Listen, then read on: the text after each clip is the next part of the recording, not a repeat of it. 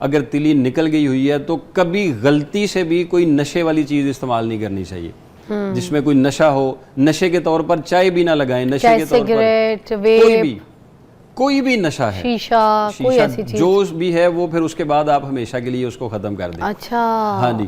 اور تیسرے نمبر پہ جب آپ کی تلی نہیں ہے تو گوشت کو کم از کم 20 دن کے وقفے سے استعمال کریں، روزانہ استعمال نہ کریں۔ گوشت کیا کام کرے گا؟ جی جی، گوشت اگر ہضم جلد نہیں ہو سکے گا، نظام ہضم ڈسٹرب ہو جائے گا، جب نظام ہضم ڈسٹرب ہو جائے گا تو اس کا پھر دباؤ پیٹ بھی تہ میں بہت زیادہ ہو جائے گا، جس سے پھر پھیلاؤ بڑھ جائے گا۔ تو کہنے کا مطلب ہے کہ وہ کھانے وہ چیزیں مطلب کھانی ہے جو فوراً آپ کو ہضم ہو جائے۔ جی جی، جلد ہضم ہونے والی جو ہیں۔ تو ایسے کوئی نسخے نہیں ہے جو کہ کھا بھی لیے جائیں اگر اور اس کے بعد ہضم بھی ہو جائے جی بالکل، آرام سے گھر سے نسخہ بنائے جا سکتے ہیں، جیسے ہماری پھکی طور پر بھی ہوتا ہے، سفوف کے طور پر بھی ہوتا ہے۔ یہ جو پودینہ وغیرہ ہے، سونف، زیرہ، یہ کس چیز کے لیے آپ؟ یہ سونف چھوٹا آدھا چمچ، زیرہ چھوٹا آدھا چمچ، پودینے کے 15 پتے اور گلاب کے کم از کم جو ہے وہ آدھا چمچ، تازہ گلاب ہو تو اس کی 10 پتیاں، یہ رات کو پانی میں بھگو کے رکھ دیں۔ یہ جو سوکھے ہیں یہ آپ نے سکھا کے، تازہ والوں کو سکھا کے ایسے کر دیے؟ جی بالکل، یہ آپ ابھی تک اس کی خوشبو لیں گے نا تو یہ خشک ہونے کے بعد بھی ابھی تازہ لگ رہی ہے، یہ ادھر پوری خوشبو پھیل جائے گی۔ یہ دیسی گلاب ہوتا ہے۔ اچھا جی، تو یہ والا گلاب یہ رات کو پانی میں بھگو دینا ہے، صبح اٹھ کے ان کو مل کے وہ والا پانی استعمال کرنا شروع کر دیں۔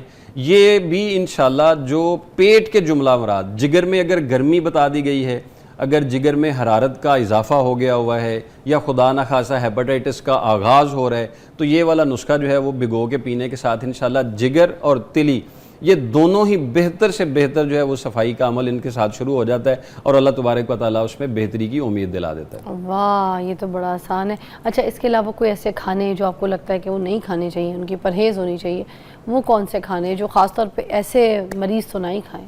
اب جو یہ دوائیاں ایک آپ نے تو بتا دیا نا کہ فرائیڈ آئٹم کوئی چیزیں تلی ہوئی نہیں کھانی، تلی سے تلی ہوئی چیز نہیں کھانی۔ جی بالکل، اب جو دوائیاں نہیں کھانی جی ہم نے، ویسے بیماری کے دوران دوائی ضرور لینی چاہیے، علاج کروانا بھی جو ہے وہ ہمیں بتایا گیا ہے کہ کرنا چاہیے۔ اب جو لوگ دوائیاں نہیں لینے چاہتے ہیں ان کے لیے میں ایک نسخہ لے کر آیا ہوں، یہ اس کو کہتے ہیں حبۃ السودا، شونیز بھی اس کو کہتے ہیں، آسان لفظوں میں اس کو کلونجی کہتے ہیں۔ اچھا کلونجی ہے، اچھا اس کے یہ نام بھی ہے دوبارہ وہ حبۃ السودا۔ حبۃ السودا، ہاں جی، حدیث شریف میں اس کا یہ نام ہے اچھا کہ کالا دانہ اس کو کہا جاتا ہے، حبۃ السودا جی، اور شونیز بھی اس کو کہا جاتا ہے، شونیز، کلونجی اس کا عام نام ہے۔ ٹھیک ہے، یہ کلونجی اور یہ سونف، یہ دونوں چیزیں جب آپ روٹی بنانے لگیں تو جو آٹا ہوگا نا، اگر ایک پیڑا مطلب ایک روٹی آپ نے بنانی ہے تو اس میں اس کی 2 چٹکی اور اس کی 2 چٹکی سونف کی، اگر تو آپ ان دونوں کو پیس کے رکھ لیں تو صفوف ان کا اس آٹے میں مکس کر کے یہ والی روٹی اب صبح شام کھانا شروع کر دیں، اس روٹی کے کھانے کے ساتھ ہی اللہ کے فضل و کرم کے ساتھ بڑی ہوئی تلی ٹھیک ہو جاتی ہے۔ واہ، روٹی کے ساتھ ہی دوائی بھی چلی گئی پیٹ میں؟ جی، اللہ کے فضل و کرم کے ساتھ۔ اور یہ نسخہ تقریباً 700 سال پرانے ایک بزرگ ہیں، انہوں نے اپنی کتاب میں نوٹ فرمایا ہوا ہے۔ واہ، اچھا میں آپ کی بھی کتاب کے بارے میں ذرا بتانا چاہوں گی۔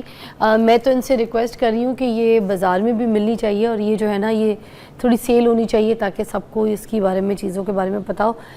مزمل صاحب نے یہاں پہ یہ کتاب بنائی ہے اور لکھی ہے، اس میں اپنا سارا ہنر، چیزیں، علم، پیغام صحت کے نام سے تو مجھے تو ملی ہے، اور اگر میری ریکویسٹ پہ عمل کریں گے تو یہ بازار میں بھی اویلیبل ہو جائے گی۔ اس میں بہت سے چیزوں کی افادیت کے بارے میں بتایا، جیسے جگر کے امراض اور ان کا علاج بتایا انہوں نے، ٹھیک ہے، سونٹ، ادرک کے فوائد چیزیں اور کلونجی کے فوائد، انڈے کے فوائد، جو روزمرہ کی جو زندگی ہے، انجیر کے فوائد اور یہ ساری چیزوں کے بارے میں، شہد وغیرہ۔ اب یہ ہم سنتے تو ہیں اتھینٹک کیا چیز ہے، اس کے بارے میں آب زمزم کے بارے میں بتایا، ٹھیک ہے۔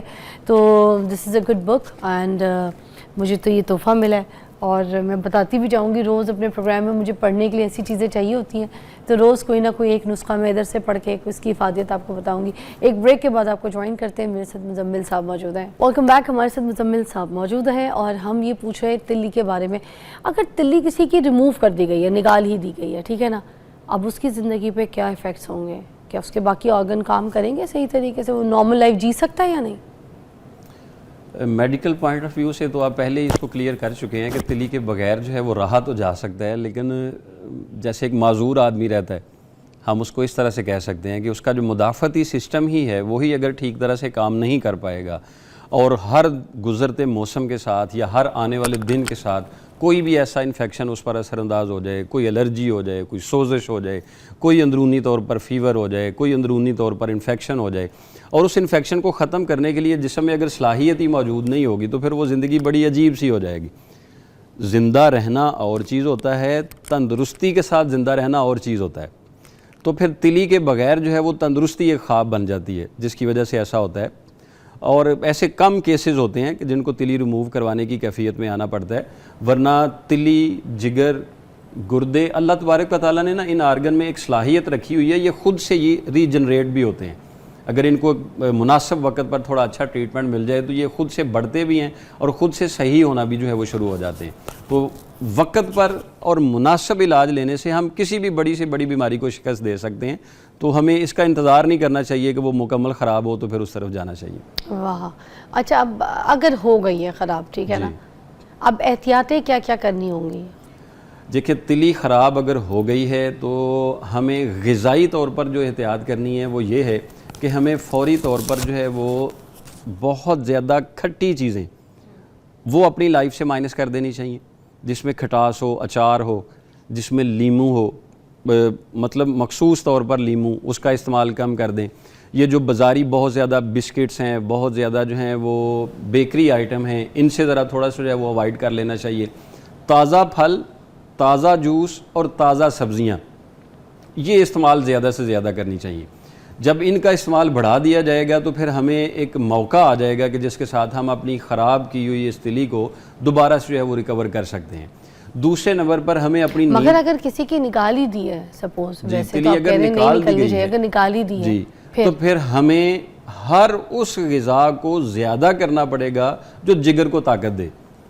مطلب ہمیں تلی کے بعد پھر جگر کا زیادہ خیال رکھنا پڑے گا، اور جگر کو خراب ہونے سے بچانا پڑے گا، اور جگر کو طاقت دینے کے لیے بہت ساری اشیاء کا استعمال جو ہے وہ اپنے استعمال میں رکھنا پڑے گا، کیونکہ تلی والا کام بھی پھر جگر کو کرنا پڑے گا۔ جب اس پر دوبارہ بو جائے گا تو پھر اس میں پھر اور کافی سارے نقصانات ہو جائیں گے۔ جب تلی نکل گئی ہے تو پھر ہمیں اس کے بعد ہمیشہ کبھی بھی پیٹ بھر کے کھانا نہیں کھانا چاہیے، مطلب ہمیشہ بھوک رکھ کے کھانا چاہیے۔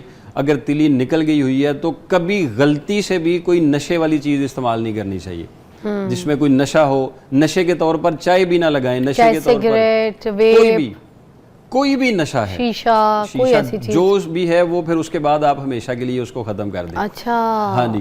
اور تیسرے نمبر پہ جب آپ کی تلی نہیں ہے تو گوشت کو کم از کم 20 دن کے وقفے سے استعمال کریں، روزانہ استعمال نہ کریں۔ گوشت کیا کام کرے گا ورنہ؟ جی، گوشت اگر ہضم جلد نہیں ہو سکے گا، نظام ہضام ڈسٹرب ہو جائے گا۔ جب نظام ڈسٹرب ہو جائے گا تو اس کا پھر دباؤ پیٹ بھی تہ میں بہت زیادہ ہو جائے گا، جس سے پھر پھیلاؤ بڑھ جائے گا۔ تو کہنے کا مطلب ہے کہ وہ کھانے وہ چیزیں مطلب کھانی ہے جو فوراً آپ کو ہضم ہو جی جائے۔ جلد ہضم ہونے والی جو ہیں۔ تو ایسے کوئی نسخے نہیں ہے جو کہ کھا بھی لیے جائیں اگر اور اس کے بعد ہضم بھی ہو جائے؟ جی بالکل، آرام سے گھر سے نسخہ بنائے جا سکتے ہیں، جیسے ہماری پھکی طور پر بھی ہوتا ہے، سفوف کے طور پر بھی ہوتا ہے۔